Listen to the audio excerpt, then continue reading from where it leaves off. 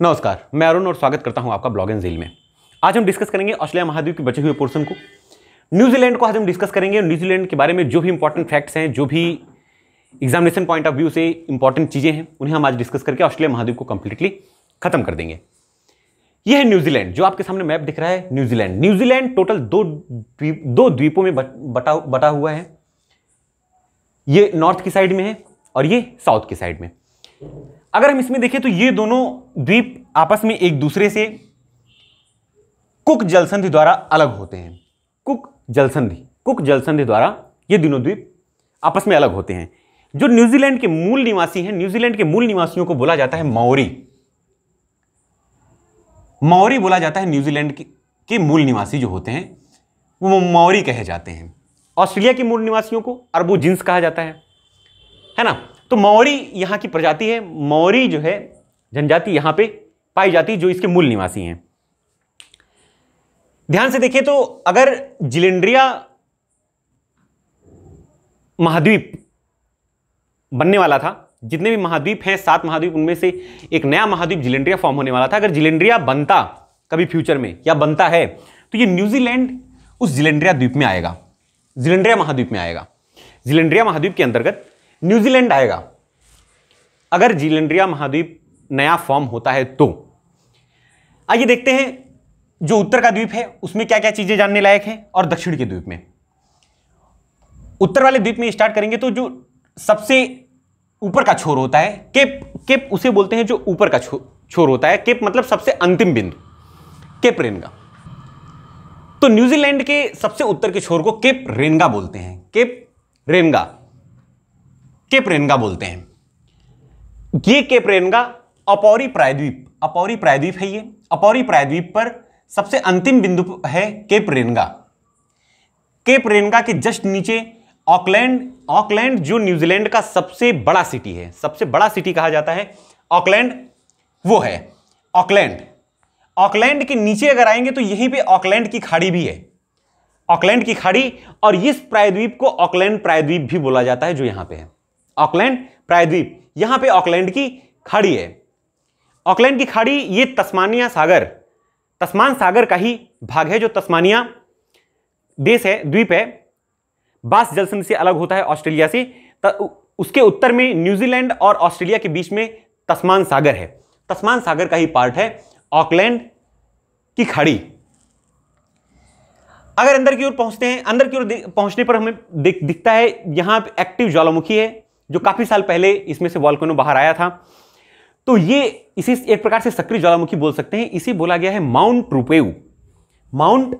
मैंने यहां पे लिखा हुआ है माउंट रुपेऊ ज्वालामुखी है।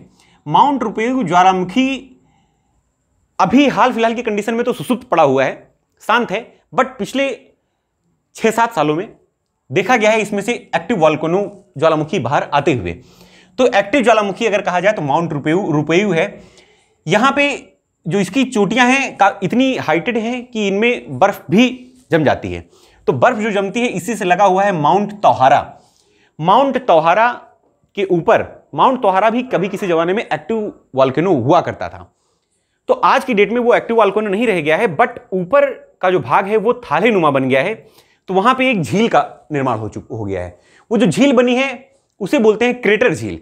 क्रेटर झील क्या होता है कि ज्वालामुखी कभी किसी जमाने में रहा हो और ज्वालामुखी के उद्गार की वजह से उसके, जैसे एज्यूम कीजिए ये कोई पर्वत है, ज्वालामुखी विस्फोट की वजह से पर्वत का इतना पोर्शन उड़ गया।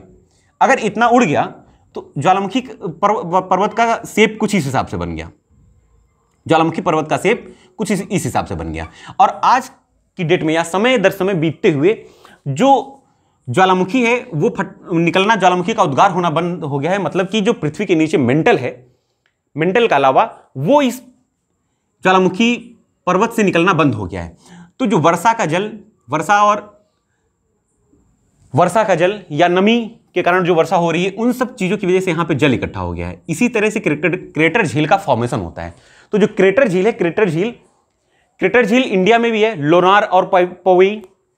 सेम टाइप से क्रेटर झील यहां पे है टाइपो झील माउंट तोहारा पे है क्रेटर झील। एक क्रेटर झील का रूप है टाइपो झील, क्रेटर झील का। टाइपू झील से ही निकलती है बकोटा नदी, बैकाटो नदी।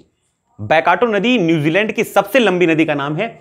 यहीं से निकलती है माउंट तोहारा से, माउंट तोहारा की टाइपू झील से, टाइपू झील से निकलती है और तस्मान सागर में अपना मुहाना बनाती है। यह न्यूजीलैंड की सबसे लंबी नदी है बैकोटा नदी। और नीचे की ओर आते हैं, इधर देख लेते हैं पूर्व की ओर। पूर्व की ओर कोरोमंडल प्रायद्वीप है। कोरोमंडल प्रायद्वीप, कोरोमंडल नाम आते ही ध्यान में आता है कि इंडिया में केरल का कोरोमंडल तट, जहां पे मानसून सबसे पहले अटैक करता है, नहीं, यहां पे न्यूजीलैंड में भी कोरोमंडल प्रायद्वीप है। कंफ्यूज नहीं होना है। कोरोमंडल प्रायद्वीप कहां पे है? न्यूजीलैंड में। कोरोमंडल प्रायद्वीप के जस्ट नीचे प्लेंटी की खाड़ी है, प्लेंटी की खाड़ी, प्लेंटी की खाड़ी। आते हैं जो उत्तर का द्वीप है उसके नीचे की साइड में, तो नॉर्थ तरान की बाइट और साउथ तरान की बाइट है। तो ये खाड़ी ही, नॉर्थ तरान की खाड़ी, साउथ तरान की खाड़ी, लेकिन न्यूजीलैंड में इसे बाइट के नाम से बोल दिया गया है। तो नॉर्थ तरान की बाइट, साउथ तरान की बाइट। और यहीं पे है एक मैदान जिसे तरान की मैदान बोला गया है। यह तरान की मैदान, तरान की मैदान, तरानकी का मैदान है। ये न्यूजीलैंड की कैपिटल है वेलिंगटन। वेलिंगटन उत्तरी द्वीप, न्यूजीलैंड के उत्तरी द्वीप के सबसे अंतिम छोर पर, सबसे अंतिम छोर पर बसी हुई है वेलिंगटन। वेलिंगटन जो है विश्व की सबसे दक्षिणतम राजधानी है। यह जो है विश्व की सबसे दक्षिणतम राजधानी, विश्व की दक्षिणतम राजधानी, राजधानी है न्यूजीलैंड की राजधानी वेलिंगटन। सबसे उत्तरी राजधानी कौन सी है? सबसे उत्तरी राजधानी है आइसलैंड की कैपिटल रेक्जाविक। क्लियर हुआ? आगे देखते हैं। तो ये उत्तरी न्यूजीलैंड का द्वीप, न्यूजीलैंड का उत्तरी द्वीप और दक्षिणी द्वीप एक दूसरे से कुक जलसंधि द्वारा अलग होते हैं। यहां पे कुक जलसंधि है, कुक जलसंधि। एक्चुअली कुक जलसंधि नाम इसलिए पड़ा कि इसे कैप्टन कुक ने इसकी खोज की थी, इस द्वीप की खोज कैप्टन कुक ने की थी, तो उन्होंने काफी चीजों का नाम कुक के नाम पे कर दिया। जैसे कुक जलसंधि, आगे भी हम देखेंगे कई चीजों का नाम कुक के नाम पे पड़ा हुआ है, कुक जलसंधि। यहां पे जब दक्षिणी द्वीप में एंटर करते हैं तो दक्षिणी द्वीप में है बैंक्स प्रायद्वीप, दक्षिणी द्वीप में है बैंक्स प्रायद्वीप, बैंक्स प्रायद्वीप। और बड़ा ही फेमस सिटी है डुनेडिन, डुनेडिन सिटी बड़ा ही फेमस है। डुनेडिन जो एजुकेशनल हब के नाम से जाना जाता है, एजुकेशन के हब के नाम से जाना जाता है, एजुकेशन के हब के नाम से जाना जाता है। एक चीज छूट रही उत्तरी प्रायद्वीप में, जो बैकाटो नदी है, बैकाटो नदी में एक जलप्रपात की सीरीज पाई जाती है जिसे बोलते हैं हुका जलप्रपात। हुका जलप्रपात की सीरीज पाई जाती है, हुका जलप्रपात। कई बार एग्जाम में पूछा गया है तो पता होना चाहिए कि हुका जलप्रपात कहां पे है। हुका जलप्रपात बैकाटो नदी में, न्यूजीलैंड में है, बैकाटो नदी में। हुका जलप्रपात सिंगल जलप्रपात नहीं है, जलप्रपातों की कई सीरीज है। हुका जलप्रपात, हुका जलप्रपात बैकाटो नदी में, जो कि माउंट तोहारा की क्रेटर झील, टाइपू झील से निकलकर तस्मान सागर में अपना मुहाना बनाती है। दक्षिण द्वीप की बात हम कर रहे थे। दक्षिणी द्वीप में दक्षिणी आल्प्स पर्वत है। आल्प्स पर्वत कई बार नाम आया। ऑस्ट्रेलिया महाद्वीप में ऑस्ट्रेलियन आल्प्स, इटली और फ्रांस के बीच में आल्प्स पर्वत, और यहां पे दक्षिणी आल्प्स। दक्षिणी आल्प्स पर्वत जो है उसकी सबसे ऊंची चोटी का नाम है माउंट कुक। माउंट कुक दक्षिणी आल्प्स पर्वत की सबसे ऊंची चोटी का नाम है, माउंट कुक। अब ये दक्षिणी जो द्वीप है न्यूजीलैंड का, वो और स्टुअर्ट द्वीप, स्टुअर्ट द्वीप और दक्षिणी न्यूजीलैंड का जो दक्षिणी द्वीप है, न्यूजीलैंड काफी हद तक ब्रिटेन के, काफी समय तक कहा जाए, काफी समय तक ब्रिटेन के अधिकार क्षेत्र में था, ब्रिटेन के अधिकार क्षेत्र में था। इसीलिए जो कैप्टन कुक इस द्वीप की खोज किए थे, तो कैप्टन कुक ने काफी चीजों का नाम अपने नाम पे रख लिया था। आगे देखें तो ये दक्षिणी द्वीप जो है और स्टुअर्ट द्वीप, ये दोनों एक दूसरे से फोबैक्स जलसंधि द्वारा अलग होते हैं। कौन सी जलसंधि है? फोबैक्स जलसंधि। फोबैक्स जलसंधि एग्जामिनेशन पॉइंट ऑफ व्यू से बहुत ज्यादा इंपॉर्टेंट है। फोबैक्स जलसंधि, फोबैक्स जलसंधि द्वारा अलग होते हैं। और आगे एक द्वीप पड़ता है एंटीपोर्ट द्वीप। एंटीपोर्ट द्वीप के बगल में मैंने प्रतिध्रुवस्थ लिखा हुआ है। प्रतिध्रुवस्थ का मतलब क्या हुआ? प्रतिध्रुवस्थ का मतलब हुआ कि जस्ट अपोजिट, जिस पोल पे लंदन बसा हुआ है, ब्रिटेन का लंदन, सेम एक्सिस पर, सेम अक्षांश पर, सेम देशांतर पर बसा हुआ है एंटीपोर्ट द्वीप।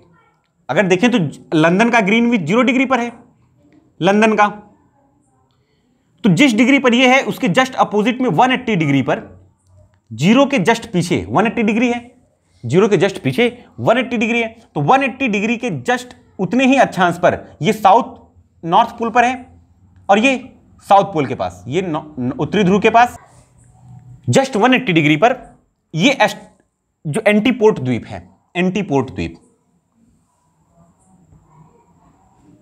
पोर्ट द्वीप यहीं पर अवेलेबल है। क्लियर हुआ? तो जो मौसम, जो ऋतुएं, जो दशाएं लंदन में पाई जाती हैं वही सेम एंटीपोर्ट द्वीप पर भी पाई जाती हैं। क्लियर हुआ? और मैंने डिस्कस किया था कि शीतोष्ण घास के मैदान, शीतोष्ण घास के मैदानों के बारे में ऑस्ट्रेलिया वाले वीडियो में डिस्कस कर लिया है। तो शीतोष्ण घास के मैदान यहां भी पाए जाते हैं। शीतोष्ण घास के मैदान लंबे मुलायम जो प्रेरी घास के मैदान है नॉर्थ अमेरिका के ग्रेट लेक्स वाले एरिया में, तो यहां पे शीतोष्ण घास के मैदानों को कैंटरबरी के नाम से जाना जाता है, कैंटरबरी के नाम से। ये कुछ इंपॉर्टेंट फैक्ट्स थे जिनके बारे में हमें जानना जरूरी था न्यूजीलैंड में। आशा करता हूं वीडियो आपको पसंद आया होगा। चैनल को ज्यादा से ज्यादा लाइक शेयर और सब्सक्राइब करें। मिलते हैं अगले वीडियो में, तब तक के लिए नमस्कार।